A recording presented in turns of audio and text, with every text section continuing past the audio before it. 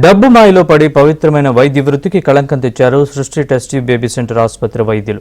సంతానం లేని దంపతులను నిండా ముంచి లక్షలు కాజేసి మానసిక క్షోభకు గురి చేశారు. ఇలా ఒకటేమిటి, ఆ వైద్యులు చేసిన మోసాలకు ఓ చిన్నారి అనాథగా మిగిలింది.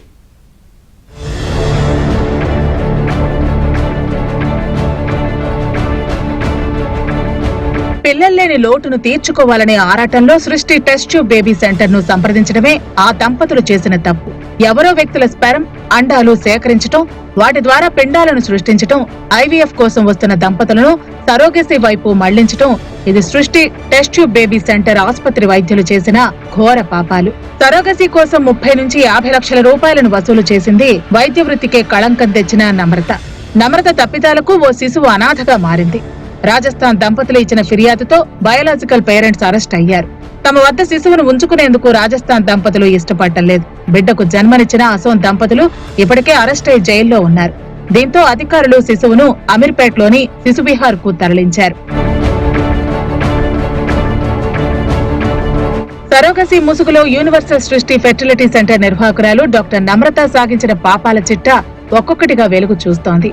ఆసుపత్రిలో చికిత్స కోసం వెళ్లి డబ్బులు పోగొట్టుకుని అనారోగ్యం పాలైన ఎంతో మంది బాధితులు ఫిర్యాదుకు ముందుకు వస్తున్నారు. నగర శివారుకు చెందిన ఒక బాధితురాలు 4 ఏళ్ల క్రితం సికింద్రాబాద్ లోని సృష్టి ఫెర్టిలిటీ కేంద్రానికి వెళ్లారు. వైద్య పరీక్షలు చేసి ఆమె నుంచి అండాలు తీసుకున్నారు. తర్వాత పిల్లలు పుట్టరంటూ ఆమెను మనోవేదనకు గురి చేశారు.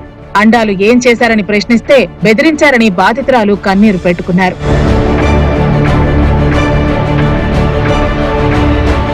విదేశాల నుంచి వచ్చిన దంపతుల నుంచి 15 లక్షలు వసూలు చేసి సరోగసీ బిడ్డను చేతికిచ్చారు. డిఎన్ఏ పరీక్షతో తమ బిడ్డ కాదని నిలదీస్తే మరో పిల్లాన్ని తీసుకోమంటూ చెప్పటం వారిని నివ్వెరపాటుకు గురిచేసింది. చాలా మందికి సరోగసీతో బిడ్డను చేతికిస్తామని ఆశ చూపి 10 నుంచి 40 లక్షలు వసూలు చేస్తారు. మొదట్లో డాక్టర్ నమ్రత ఆసుపత్రి సిబ్బంది వ్యవహరించిన తీరుతో వారిని గుడ్డిగా నమ్ముతారు. నెలలు గడిచే కొద్దీ చికిత్సతో ప్రయోజనం లేదని గ్రహించిన కొందరు నిలదీసినప్పుడు అసలు స్వరూపం బయటపడుతుందని ఒక బాధితురాలు తెలిపారు. సరోగసీ ముసుగులో శిశు విక్రయాలపై పోలీసులు దృష్టి సారించారు. స్వాధీనం చేసుకున్న రికార్డులను పరిశీలిస్తున్నారు. ఏపీ, తెలంగాణలో సుమారు 30 మంది చిన్నారులు చేతులు మారినట్టు భావిస్తున్నారు. గాంధీ ఆసుపత్రిలో పనిచేస్తున్న అనస్థీషియా నిపుణుడు కూడా ముఠాతో చేతులు కలపడం సంచలనంగా మారింది. ప్రభుత్వ వైద్యులు, వైద్యాధికారులతో సృష్టి నిర్వాహకులకు సంబంధాలపై పోలీసులు గురిపెట్టారు. ఈ కేసులో 8 మంది నిందితులు కస్టడీ కోరుతూ కోర్టులో పిటిషన్ దాఖలు చేశారు.